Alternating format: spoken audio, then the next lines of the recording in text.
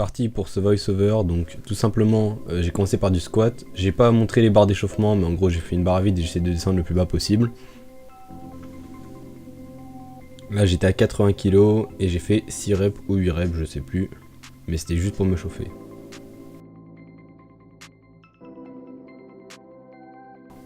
Ensuite on passe du coup à un squat à 100 kg. Donc là c'était mes vraies séries, j'ai fait 4 séries de 6 reps.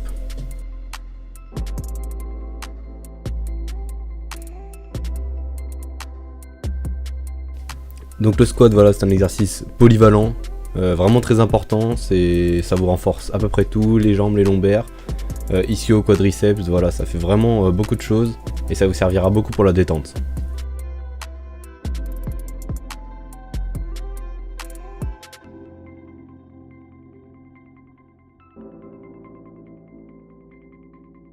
Donc juste après j'ai voulu passer au 110, je pensais pouvoir faire plus de reps que ça, au final j'en ai passé que 2. Parce que je voulais monter à mon max, j'aime bien faire du squat en force, et malheureusement les 110 il n'y en a que 2 qui sont passés, et du coup j'ai pas commencé les 120.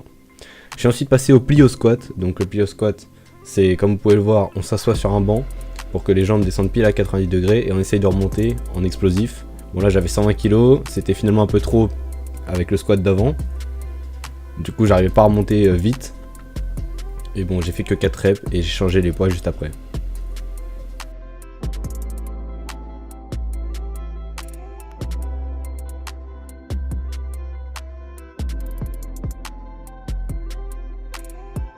Là ce que je vais faire c'est je vais repasser ma barre à 100 kg. Là je sais que je peux les monter à peu près bien.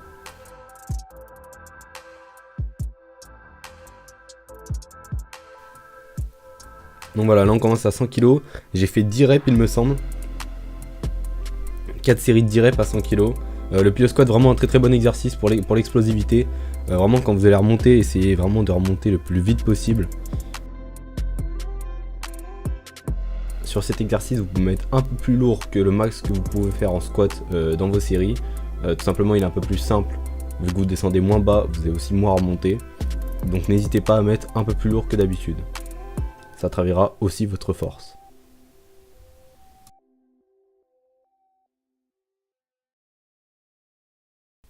Donc là, on commence à arriver à la vraie partie détente de la vidéo. J'ai commencé avec du jump box. Niveau de la hauteur, au début, commencez pas trop haut. Commencez avec une hauteur accessible, vous pouvez la sauter plutôt facilement. Et après, montez au fur et à mesure, comme dans la vidéo.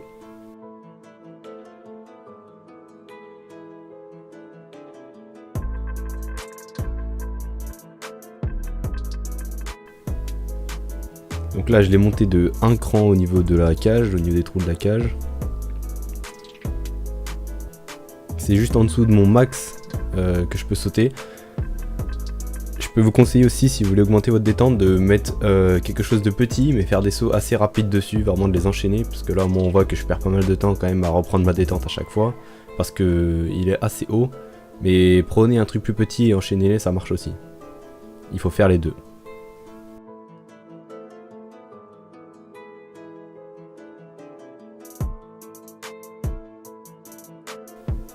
Là je l'ai monté à mon max, donc voilà, ça m'arrive à peu près au niveau des...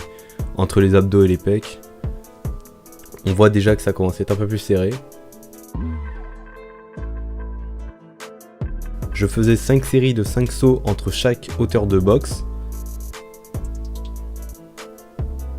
La technique donc la plus efficace pour améliorer votre détente, c'est tout simplement donc, de faire de la détente.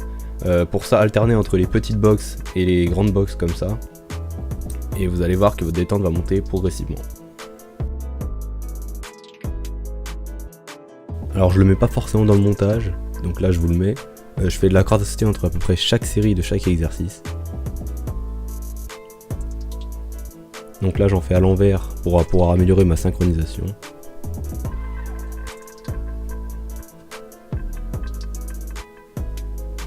Voilà, la corde à sauter aussi c'est un énorme exercice pour la détente, c'est vraiment très bien, je vous conseille vraiment d'en faire très souvent. Et là je faisais des doubles en avant, là aussi c'est un bon exercice de détente. Bon, on passe du coup à un nouvel exercice de détente, donc c'est la détente sèche à une jambe. pour cet exercice, ce que je vous conseille, c'est de ne pas utiliser la deuxième jambe pour donner un élan. Là je le fais, on verra que dans le clip d'après je le fais plus du tout.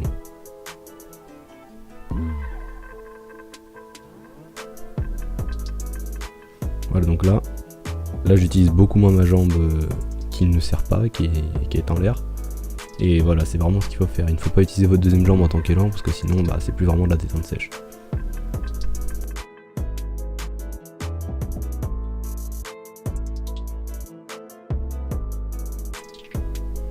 Donc mon pied droit, ce n'est pas mon pied d'appui.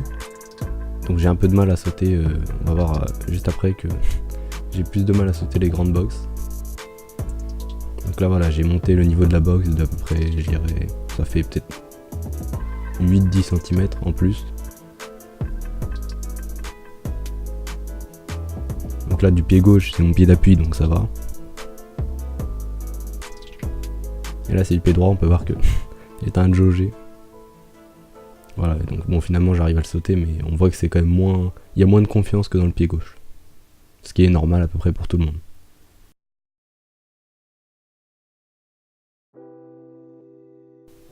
Donc dans cet exercice, j'ai fait beaucoup de séries, je les ai même pas comptées, c'est un exercice que j'aime vraiment bien faire. Comme la corde à sauter, je compte pas vraiment les nombres de séries que je fais pour ce genre d'exercice. Mais j'en fais quand même beaucoup.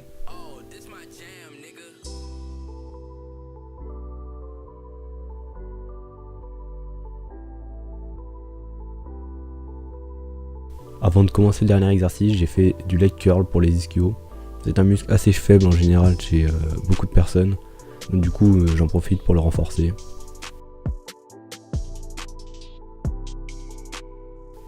C'est important d'avoir des bons ischios pour pouvoir après avoir des meilleures performances un peu partout, que ce soit squat, soulevé de terre, etc.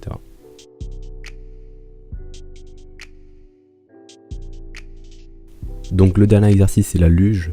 J'ai pas pu prendre beaucoup de clips de cet exercice malheureusement. Mais en tout cas c'est un exercice vraiment très complet, très polyvalent. Je vous le recommande mais vraiment à 100%. C'est vraiment dur, que ce soit niveau cardio, niveau force, niveau explosivité, ça va vraiment vous améliorer partout. Pour finir une séance jambes, c'est vraiment l'exercice parfait.